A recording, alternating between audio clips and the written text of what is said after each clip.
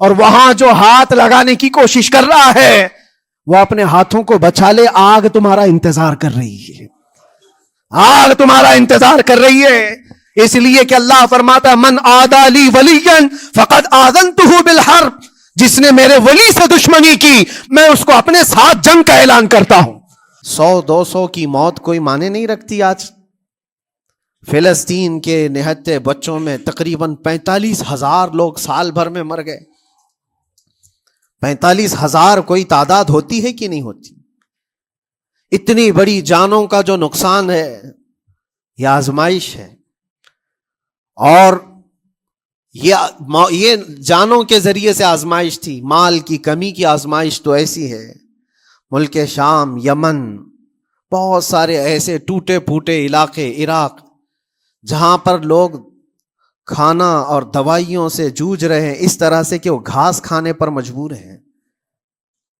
بہت سارے ایسے علاقے جہاں پر چھوٹے بچے پھینکے ہوئے کچرے میں سے دانے چن کر کے کھا لیا کرتے ہیں. وہ اپنے پیٹ کی اس آگ کو بجھانے کے لیے دانے دانے کے لیے ترس رہے ہیں. یہ بھوک کی آزمائش ہے, مال کی کمی کی آزمائش ہے, جانوں کی آزمائش ہے. عزیزان گرامی وقار, اور پھر خوف کے ذریعے سے جو آزمائش ہے وہ ہم دیکھ رہے ہیں آج. خوف ظالموں کے ذریعے سے تم پر مسلط کیا جائے گا.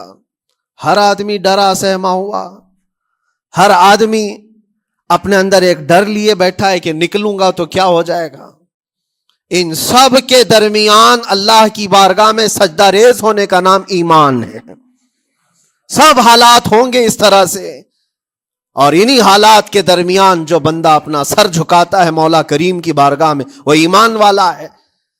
آؤ اگر ایمان کی کمال کی مثال دیکھنا ہے تو کربلا کے میدان میں کون کون سی آزمائشیں تھی.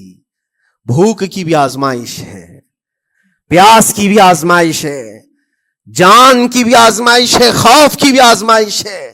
سب چیزیں ایک ساتھ کربلا کے میدان میں آئی. رسول اللہ کے گھرانے پر, اہل بیت پر وہ کیسا عظیم امتحان تھا جب وہ 72 لوگوں کا 82 لوگوں کا قافلہ بھوک اور پیاس سے جوجھ رہا ہو, 3 دن سے ان کے اوپر کھانا اور پانی بند ہو, اور ان شہزادوں کے ایمان میں ذرا برابر بھی فرق نہیں آتا. نہ ان کے ایمان میں, نہ حوصلے میں, نہ ہمت میں فرق آتا ہے. 3 دن کے بھوکے اور پیاسے باطل سے نپٹنے کے لیے کس طرح سے کمر بستہ ہے. یہاں تک کہ بھوک کی شدت ایسی تھی کلیجہ منہ کو آئے. 6 ماہ کا بچہ بھی روتے روتے زبان جس کی سوکھ گئی ہو, وہ ماں جو بچے کو دودھ پلاتی ہے اس کے سینے سوکھ چکے ہوں, دودھ ختم ہو چکا ہو ماں کے پستانوں میں, کیسی قلت ہوگی. پانی کا ایک قطرہ ان کے گھر تک نہیں پہنچ پاتا. ماں اپنے بچے کو دودھ نہیں پلا سکتی تھی. اس سے زیادہ کیا آزمائش تھی یہ بھوک اور پیاس, یہ آزمائش. پھر جانوں کی آزمائش تو ایسی, اللہ اکبر, 56 سال کی عمر کا وہ شہزادہ عالی وقار, سیدہ کائنات فاطمۃ الزہرا کا نور نظر, امام عالی مقام سید الشہداء امام حسین رضی اللہ تعالیٰ عنہ, جب میدان کربلا میں لاشوں کو اٹھاتے تھے, کتنی لاشیں اٹھائی, کبھی بیٹے کی, کبھی بھتیجے کی, کبھی بھانجے کی, کبھی بھائیوں کی, کبھی عزیزوں کی. میاں ہم اپنے گھر سے نکلنے والے ایک جنازے کو اٹھاتے ہیں تو 8 دن تک ہمارے اندر سے ہوش نکل جائے. کوئی اپنے بچے کو اپنے ہاتھوں سے دفن کر کے دیکھے پھر کیفیت پتہ چلتی ہے. امام حسین نے ایک نہیں اپنے لاڈلوں کی لاشیں اس طرح سمیٹی ہیں. ان کے جوان بیٹے علی اکبر کو جب شہید کر کے گھوڑے دوڑائے گئے تھے جسم کے اوپر سے, ٹکڑے الگ ہو چکے تھے, اس کو سمیٹتے ہوئے کون بیٹھا ہے؟ رسول اللہ کا نواسا. اور 6 ماہ کے بچے کو ہاتھ کے اندر ظالموں نے تیر سے ایسا مارا تھا کہ حلقوم پہ چلا گیا ہو. اور 6 ماہ کے علی اصغر کا خون جب امام حسین کے چہرے پر اچھل جاتا ہو, کسی باپ کے ہاتھ میں بیٹا وفات کر جائے اور پھر وہ لے کر کے خیمے میں آئے اور ادھر سے بلکتی ہوئی ماؤں کو اور بہنوں کو بھی دیکھے, ان میں بھی صبر کی تلقین دے. کبھی کبھار میں سوچتا ہوں اللہ یہ کیسے امتحانات سے گزرا تھا فاطمہ کا لال, کیسے امتحانات سے. بھوک اور پیاس کی شدت الگ, یہ جانوں کی شدت، جانوں کے جانے کا غم الگ، عزیزوں کی لاشوں کو اٹھانے کا بوجھ الگ. پھر اس پر 22,000 کا لشکر جرار سامنے، اس کا خوف لوگوں کے اوپر ڈالا جا رہا ہے. عزیزان گرامی وقار، یہ سب چیزیں کیا امام حسین کے قدموں کو ڈگمگا گئیں؟ کیا ان کے خاندان والوں کو بکنے پر مجبور کر دی؟ کیا انہوں نے سمجھوتے کر کے اپنا سب کچھ بیچ ڈالا؟ ایک خیمے کا ایک بچہ بھی امام حسین کا نکل کر کے آیا ہو تو مجھے تاریخ بتا دو. بلکہ تاریخ تو آج یہ کہتی ہے، سر داد نہ داد دست در دست یزید، حقا کے بنا لا الہ است حسین. سر دے دیا مگر ہاتھ یزید کے ہاتھ میں نہیں دیا. حق تو یہ ہے کہ لا الہ کی جڑ کا نام حسین ہے. آج وہ امتحان قیامت تک کی تمہارے ساتھ ہوتا رہے گا. قیامت تک تمہارے ساتھ یہ آزمائش ہوتی رہے گی، کبھی بھوک سے، کبھی ڈر سے، کبھی جانوں کے نقصان سے. لیکن پھر تمہیں دیکھا جائے گا تم بکتے کتنے ہو، نکلتے کتنے ہو، ہواؤں کے پجاری کتنے ہیں، خواہشات نفس کو ماننے والے کتنے ہیں، اپنے کمفرٹ زون میں جینے کے لیے ایمان کا سودا کرنے والے لوگ کتنے ہیں. یہ آزمائش ہوتی رہے گی. میرے عزیزو، ایمان اس کا نام نہیں ہے کہ تم گھر میں آرام سے بیٹھے رہو گے اور کوئی امتحان نہیں ہوگا. امتحان تو ہوگا، آزمائش تو ہوگی. آج جو بھی حالات ہیں اس پر میں یہی کہوں گا، ایک بات ہو سکتا ہے کروڑوں مسلمانوں کے دلوں میں آج یہ نروس پن آئے، اتنے برے حالات ہوتے ہیں، اللہ ہمارے ساتھ ہے یا نہیں؟ اللہ ہمارے ساتھ ہے یا نہیں؟ ایمان ہمارا صحیح ہے یا نہیں؟ اسلام صحیح ہے یا نہیں؟ یہ شک بھی شیطان تمہارے دل میں ڈالتا ہے. کبھی تمہارے اوپر مصیبتوں کے پہاڑ ٹوٹ جائیں تو شک ڈالتا ہے شیطان تاکہ تمہارا ایمان ڈگمگا جائے. میرے عزیزو، مسلمان ہونے کا مطلب یہ نہیں ہے کہ تم صرف محلات میں جیو گے اور تخت و تاج کے مالک ہی رہو گے. ایسا نہیں ہے. ایمان والوں کو احد میں 70 جانیں بھی دینی پڑی ہے. بدر میں ان کے ساتھ جو معاملات ہوئے ہیں، فتح اگرچہ بدر میں ہوئی لیکن جنگ احد کا اگر منظر دیکھو گے، اللہ اکبر. وہ رسول پاک صلی اللہ تعالی علیہ وسلم کے شہدائی صحابہ جب احد کے میدان میں کھڑے تھے، 70 صحابہ کی ایسے جانیں گئی ہیں. اگر میں تفصیل بتاؤں تو بہت لمبا وقت ہوگا. ایک صحابی ہیں حضرت انس بن نزیر، پورے جسم میں ایک انگلی کے علاوہ کچھ نہیں ملا، کچھ نہیں ملا. شہادت کی ایک انگلی سے ان کو پہچانا گیا. حضرت سعد بن ربیع، یہ ایسے صحابی ہیں جن کا پیٹ پورا پھاڑ دیا گیا تھا اور 12 نیزے مارے گئے تھے. وہ سید الشہداء امیر حمزہ بھی تو اسی احد کے میدان میں شہید ہوئے، جن کو بھالے سے مارا گیا اور چیر کر کے ان کا کلیجہ چبایا گیا تھا. عبداللہ بن جہش اسی میدان میں انتقال کیے ہیں، جن کے جسم کے 80 ٹکڑے کر دیے گئے تھے اور ہر ٹکڑے کا ہار بنا کر ظالموں نے پہنا تھا، ہار بنا لیا تھا جسموں کے. یہ سارے منظر احد کے میدان میں ہوئے. اور کون سے ایمان والے؟ وہ رسول اللہ کی اقتداء میں نماز پڑھنے والے، حضور پاک کے چہرے انور کو دیکھنے والے. جب ان کے ساتھ یہ آزمائشیں ہو سکتی ہیں تو ہم کون سی گاجر مولی ہیں؟ ہمارے ساتھ بھی آزمائشیں ہوں گی. جس کا جیسا ایمان ہوگا ویسا وہ امتحان بھی دے گا، اسی امتحان سے وہ گزارا جائے گا. مگر میں آج کروڑوں مسلمانوں کے دلوں کے بارے میں یہ بات کہنا چاہتا ہوں کہ اگر نروس پن ہے کہ یہ حالات ایسے کیوں ہیں، حالات ہر زمانے میں ہوتے رہیں گے. ستیزہ کار رہا ہے ازل سے تا امروز، شرار ابو لہبی سے چراغ مصطفی. ہماری تاریخ ہے، یہ تاریخ ہے میرے عزیزو. اللہ تعالیٰ قرآن میں فرماتا ہے تِلْكَ الْأَيَّامُ نُدَاوِلُهَا بَيْنَ النَّاسِ. یہ دن ہیں جو ہم لوگوں کے درمیان پلٹتے رہتے ہیں. کبھی تم بادشاہ بنو گے، کبھی فقیر بن جاؤ گے. اور آج جو تخت پر ہیں ہو سکتا ہے وہ کل ڈگر ڈگر گھوم رہے ہوں. آج جن کو طاقت کا نشہ ہے ہو سکتا ہے وہ بھیک مانگنے پر بھی مجبور ہو جائے. لیکن ایک بات یاد رکھنا، نروس پن اپنے دل میں آنے نہ پائے. ان حالات سے دیکھ کر کے گھبرا نہ جانا. ایمان تمہارا سچا ہے، اللہ کل بھی تمہارے ساتھ، آج بھی تمہارے ساتھ. بس تمہاری عبادت میں فرق آنے نہ پائے، تمہارے سجدوں میں کمی ہونے نہ پائے، تمہارے ایمان میں تزلزل آنے نہ پائے. اللہ ایک ہے تو ایک ہے، اللہ سچا ہے تو سچا ہے. میں نے اللہ کو نہیں دیکھا لیکن اللہ پر ایمان ضرور ہے. یہ یقین اور یہ عقیدہ تمہارا مضبوط رہے۔ ہاں ہمیں معلوم ہے، کچھ لوگ ہم سے پوچھتے بھی ہیں، اللہ تبارک و تعالیٰ پوری کائنات کا مالک جس نے ہر چیز پیدا کیا اور اس کی عبادت کرنے والے ہو آپ، لیکن پھر اسی اللہ رب العزت کی یہ مسجدیں کیوں ڈھائی گئی؟ کیوں مسجدوں کو ختم کیا جا رہا ہے؟ اللہ کے ذکر کو روکنے کے لیے طاقتیں پوری مسجدوں کو ڈھانے کی کیوں بات کرتی ہیں؟ پھر اللہ کچھ کیوں نہیں فرماتا؟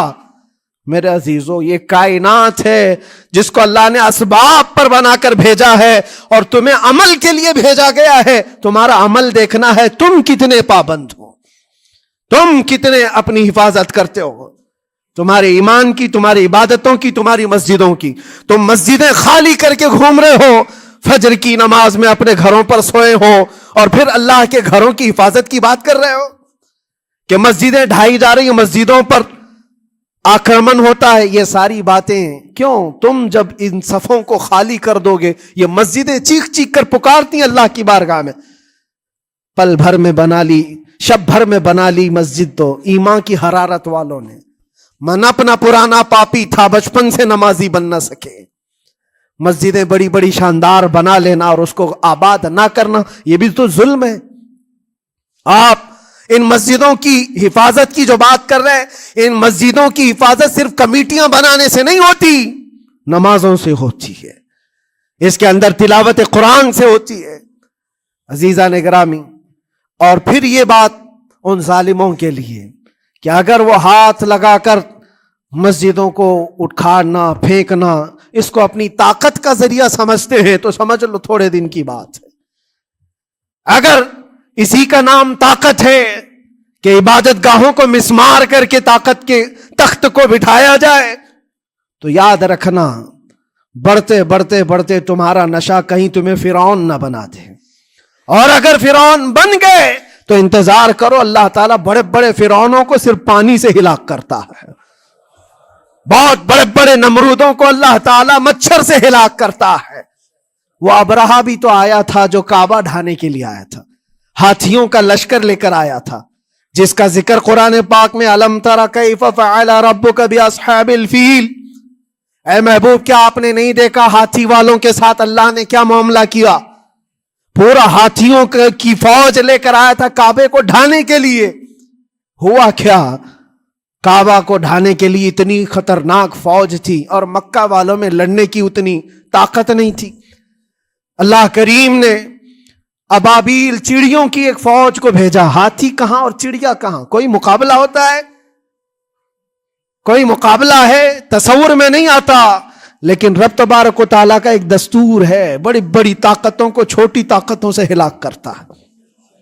چھوٹی چھوٹی سی چڑیاں ہیں، ایک ہاتھ میں تمہارے آ جائے، ایک چونچ میں اور دو پاؤں میں کنکریاں لے کر آتی تھی، اوپر سے صرف وہ کنکریاں گراتی، ہاتھیوں کے پیٹ پھٹ جاتے اور آگ لگ جاتی تھی۔ اللہ تبارک و تعالیٰ کی طاقت کا یہ مشاہدہ، قوت کا ایک ہلکا سا اظہار جو مکہ کی ان وادیوں میں ہوا، منا، اور اللہ تعالیٰ فرماتا ہے فَجَعَلَهُمْ كَعَصْفٍ مَأْكُولٍ، اللہ نے ان کو ایسا کر دیا جیسے کھائی ہوئی مرغی ہوتی ہے، نوچ نوچ کر کے کھا کر چھوڑی ہوئی مرغی ہو۔ پوری فوج کی حالت ایسی ہو گئی تھی۔ کعبہ مکرمہ کو ڈھانے کے لیے آئے، تب اللہ تبارک و تعالی ظالموں کو کس طرح سے نیست و نابود فرمایا۔ ہمیں یقین ہے میرے عزیزوں، اللہ تبارک و تعالی وہ ابابیل بھیجنے والا مولا آج بھی زندہ اور ہمیشہ زندہ رہے گا۔ وہ حی اور قیوم ہے، ہمیشہ سے زندہ ہے اور ہمیشہ زندہ رہے گا، لیکن تمہارا امتحان ہوتا رہے گا، تمہارا امتحان ہوتا رہے گا۔ اللہ کے نبی صلی اللہ تعالی علیہ وسلم کے لیے مدد آئی ہے تو اس کا مطلب یہ نہیں ہے کہ وہ صرف بیٹھ کر کے مدینے میں دعائیں کرتے تھے، نہیں، عمل کے میدان میں اترے بھی ہیں۔ صحابہ نے بھوک اور پیاس برداشت کی ہے، کتنے کتنے دنوں تک وہ ایک کھجور پر پورا دن گزارتے تھے، پیوند لگے کپڑے۔ حضرت ابو ہریرہ فرماتے ہیں ہم تو ایک جنگ سے ایسے واپس آئے تھے کہ ہمارے پاؤں کے پورے ناخن اکھڑ گئے تھے، پاؤں کے ناخن اکھڑ گئے۔ خندق کے میدان میں خود نبی پاک صلی اللہ علیہ وسلم اپنے ہاتھوں سے خندق کھودتے رہے، اور پیٹ پر پتھر باندھنا، یہ سب مشقتیں، اسٹرگل کیا ہے، پھر اللہ سے یہ دعا کیا مولا تو اپنی مدد بھیج دے، تو اپنے رحم و کرم کی بارشیں برسا، اور ہم یہاں مست کھا پی کر کے پھر دعا کرتے ہیں مدد آ جائے۔ تم نے محنت کون سی کی، کون سی مشقت کی؟ میرے عزیزو، اگر محنت و مشقت میدان میں اتر کر کرنے کا موقع نہیں ہے تو عبادتیں تو کرو اپنی پوری، اپنی نمازیں تو کمپلیٹ کر لو اور اللہ کو راضی کرو، اپنے گناہوں سے اگر وہ غضبناک ہے تو توبہ کرو۔ اور جاتے جاتے یہ بات بھی میں عرض کروں گا کہ آج جن لوگوں کو ایسا لگتا ہے کہ یہ کھیل تماشا ہے، ایک بات یاد رکھنا، کسی مسجد کے ختم ہو جانے سے یا مومن کے کسی کے ہار جانے سے ایمان کبھی ہارتا نہیں ہے، ایمان ہمیشہ جیتتا ہے۔ تھوڑی دیر کی تکلیف تو مومن کو ہو سکتی ہے، لیکن اس کے ساتھ ایمان ہے تو ہمیشہ سر بلند ہے۔ اس سے بڑی کوئی کامیابی کیا ہے؟ ہم نے دیکھا ہے کربلا کی تاریخ میں جیتا کون ہے؟ دنیا کی نظر میں، اس وقت کی میڈیا کی نظر میں، اس وقت کے جو کتے ہوں گے ان کی نظر میں یزید جیتا ہوگا، لیکن قیامت تک ہر مومن کہتا ہے بادشاہ است حسین، بادشاہ است حسین۔ ایمان کی جیت ہمیشہ ہے، اگرچہ وہ ٹکڑوں میں بدل جائے، اگرچہ وہ 1000 ٹکڑوں میں ہو جائے۔ آج بھی پھریرا لہرا رہا ہے تو حسین اعظم کا لہرا رہا ہے۔ اسی لیے یاد رکھو، صرف تخت پہ چڑھ کر بیٹھنے کا نام جیت نہیں ہے۔ ابھی الیکشن بھی گزرا، کچھ لوگ نروس ہوں گے کہ ہم ہار گئے، اگر وہ ایمان والے ہیں، سچے ایمان والے ہیں تو انہیں یاد رکھنا چاہیے جیت اور ہار صرف تخت حاصل کرنے کا نام نہیں ہے، دلوں پر حکومت کرنے کا نام جیت ہے۔ اور آج 800 سال گزر گئے، ہند الولی سلطان الاولیاء غریب نواز کی حکومت ہم سب پر قائم ہے۔ کس بات کی حکومت ہے یہ دلوں کی حکومت ہے۔ اور وہاں جو ہاتھ لگانے کی کوشش کر رہا ہے وہ اپنے ہاتھوں کو بچا لے، آگ تمہارا انتظار کر رہی ہے، آگ تمہارا انتظار کر رہی ہے۔ اس لیے کہ اللہ فرماتا من عادی لی ولیا فقد آذنتہ بالحرب، جس نے میرے ولی سے دشمنی کی میں اس کو اپنے ساتھ جنگ کا اعلان کرتا ہوں۔ آؤ رب تعالیٰ سے جنگ کرنے کے لیے تیار ہو؟ اللہ کے ولی سے مقابلہ کرنا چاہتے ہو؟ اللہ کے ولی کو چھونا چاہتے ہو؟ رب تعالیٰ فرماتا ہے جو اللہ کے ولی سے دشمنی کرتا ہے اسے میں اپنے ساتھ جنگ کا اعلان کرتا ہوں۔ ہے کسی کی ہمت و طاقت اللہ سے جنگ کرنے کی؟ تو جو یہ چاہتے ہیں کیڑے مکڑوں کی موت مرو گے، اس سے بھی خطرناک ذلیل ہو کر مر جاؤ گے۔ اجمیر معلیٰ یہ صرف اور صرف ایک دھرتی کا نام نہیں ہے، اللہ کے ولی کی آباد کی ہوئی مقدس زمین ہے۔ اور ہم سنیوں کی آستھا ایسے ہے، امام اہل سنت فاضل بریلوی اعلیٰ حضرت فرماتے ہیں دنیا بھر میں جہاں دعائیں قبول ہوتی ہیں ان جگہوں میں سے ایک جگہ کا نام اجمیر معلیٰ ہے۔